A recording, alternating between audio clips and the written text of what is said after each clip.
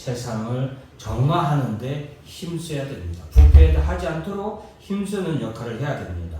여러분, 우리가 하나 기억해야 되는 것은 소돔 땅이 왜 하나님께 멸망을 당했는가 우리는 기억해야 되겠습니다. 소돔 땅에 대해서 아브라함은 하나님 앞에 간절히 기도해서 소돔 땅에 의인 10명만 있어도 하나님께서 소돔 땅을 멸망시키지 않으시겠다고 약속하셨습니다. 그럼에도 불구하고 그 소돔 땅에는 의인 10명이 있지 못했습니다. 그래서 소돔 땅은 멸망을 당하였죠. 여러분, 의인 10명이 이렇게 귀합니다. 성도 10명. 여러분, 교회, 세상의 소금의 역할이 이렇게 중요합니다. 교회와 성도는 이 지역사회, 이 나라를 우리가 부패하는데 방지할 역할을 충실히 해야 됩니다. 그렇지 않으면 소돔 땅과 같이 우리의 지역사회가, 우리의 나라가 성도와 교회가 없으면은 부패하고 타락해서 멸망당할 수밖에 없는 그런 처지에 당한다는 것을 우리가 기억해야 되겠습니다. 그래서 우리 성도들은 이 세상에 소금으로서의 역할을 다해야 됩니다. 또한 우리가 소금으로서의 역할을 다하기 위해서는 하나님의 은혜를 또한 충만하게 받아야 되겠죠. 하나님의 은혜는 우리 성도로 하여금 부패한 것을 방지하기 때문에 그래요. 그래서 우리 성도는 하나님께로부터 은혜를 충만히 받아서 소금이 그 맛을 잃지 않고 짠 맛을 유지하는 것처럼 우리는 하나님의 은혜를 받아서 소금의 역할을 잘 감당할 수 있는 이런 상태로 유지가 잘 되어야 되겠고, 이 세상에서 우리는 또한 부패를 방지하는 소금의 역할을 감당해야 되겠습니다. 자, 두 번째 소금의 역할은 짠맛을 내죠. 자신을 희생하고 헌신해서 다른 사람을 이롭게 하는 것이 소금의 맛입니다. 그래서 여러분, 아무리 좋은 음식도 소금이 들어가지 않으면 맛이 없고, 짠맛이 굳이 꼭 짠맛이 아니더라도 소금이 들어가면은 더욱 단맛을 내기도 하고 더욱 맛을 좋게 내죠. 그것이 바로 소금의 역할입니다. 자, 그러면 이와 같은 소금의 맛과 같이 우리는 어떤 맛을 내야 되겠습니까? 예수 그리스도의 맛을 내어야 되겠죠. 어디를 가든 우리는 이 세상에서 우리 자신의 헌신과 봉사를 통하여서 예수님이 우리를 위하여서 죽기까지 헌신하고 우리를 위하여서 희생하셨던 것처럼 우리의 생명을 위하여서 우리의 제사함을 위하여서 그렇게 헌신하고 희생했던 것처럼 우리도 이 세상에서 희생하고 헌신을 통하여서 예수의 맛을 더욱 더 깊이 낼 수 있는 그런 성도가 되어야 되겠습니다. 그래서 소금의 세 번째 역할은 또 하나는 우리가 잘 생각하지 못하는 소금의 역할인데요. 소금의 첫 번째는 부패 방지, 두 번째는 짠맛이었죠. 세 번째 소금의 역할은 바로 화합입니다. 화합. 여러분, 소금이 굳으면 돌같이 단단해집니다. 단단해져요.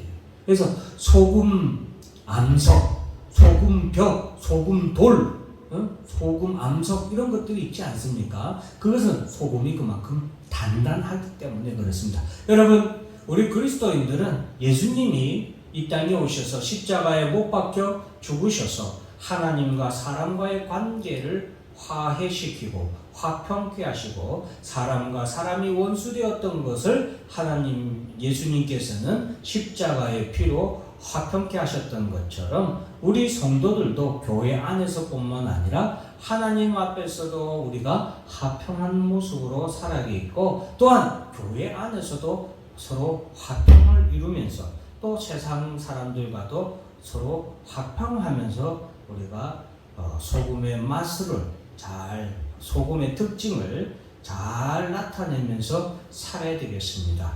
그렇지 않으면 아무 쓸데없어 다만 밖에 버려져 사람에게 밟힐 뿐이다 라고 했죠. 소금의 맛을 잃어버리면 이렇게 밟힐 뿐이고 버려지게 된다는 것을 우리가 기억해 되겠습니다. 두 번째로는 예수님께서는 세상의 빛이라고 하셨습니다. 참빛, 우리 세상의 빛이라 산 위에 있는 동네가 숨겨지지 못할 것이오 라고 했습니다.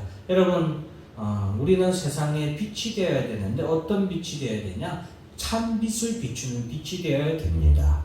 우리 자체가 참빛이 될 수는 없습니다. 그러나 참빛 되시는 예수 그리스도를 우리가 잘 비춰주고 잘 드러낼 수는 있어요. 여러분들, 제가 전에 보석상을 하는, 전문 보석상을 하는 그런 분에게, 보석상 주인에게서 들은 얘기인데, 다이아몬드의 가치는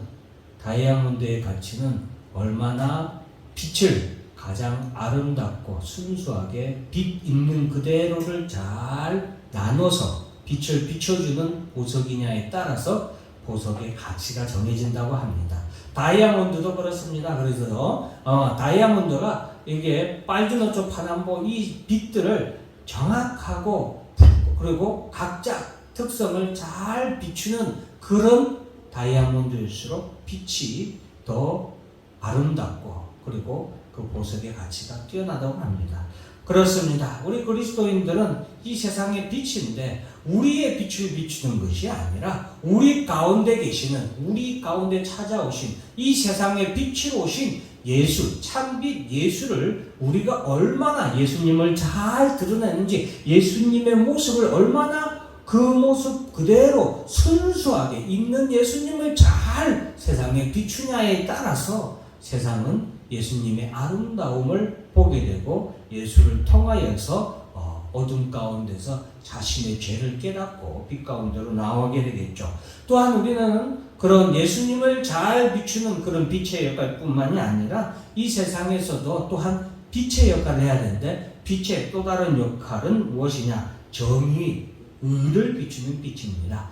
무엇이 참이고 무엇이 거짓인지를 우리는 빛을 통하여 알 수 있죠. 참과 거짓을 밝히는 것이 바로 빛의 역할입니다. 무엇이 선인지 무엇이 악인지를 바로 보여주는 것이 바로 빛이라고 할 수 있겠습니다. 우리도 예수님이라는 참빛이 우리에게 비추기 전에는 우리가 죄인인 줄, 우리가 얼마나 더럽고 흉악한 죄인인지 알지 못했죠. 또한 예수님이 우리 가운데서 빛을 비춰주시지 않았다면 우리가 하나님을 믿지 아니하는 것이 얼마나 큰 죄이고 그 보내신 아들 예수를 믿지 않는 것이 얼마나 큰 죄이고 용서받지 못할 죄인지 우리가 깨닫지 못했을 것입니다. 이와 마찬가지로 우리도 이 세상에 정말 선이 무엇이고 정말 악이 무엇인지, 참과 거짓이 무엇인지 이 세상에 바르게 비추는 그런 빛이 되어야 되겠습니다. 마지막으로 예수님은 우리에게 등불이라고 말하고 계십니다. 집안에 등경 위에 두어서 집안 모든 사람들에게 비추는 등불이라고 말씀하고 있습니다. 그래서 등불이란 것은 우리가 삶에, 우리의 생활에서 어떤 모범이 되는 그런 삶을 살라는 우리가 행동 지침과 같은 그런 말씀입니다. 많은 사람들이 우리의 삶의 모습을 통하여서 16절에 보면 너희 착한 행실을 보고라고 했죠. 그래서 우리가 이 세상에서 이런 착한 행실뿐만이 아니라 선한 빛과 같은 그런 등불과 같은 선한 모범을 보임으로써 우리가 사람들에게 하나님께 영광을 돌릴 수 있는 그런 역할을 감당하라고 오늘 예수님은 우리에게 너희는 세상의 빛과 소금 그리고 등불이 되어라라고 우리에게 말씀하십니다. 그래서 우리가 이런 삶을 살 수 있도록 노력해야 되겠습니다. 기도하겠습니다. 하나님 아버지 감사합니다. 오늘 예수님께서는 우리에게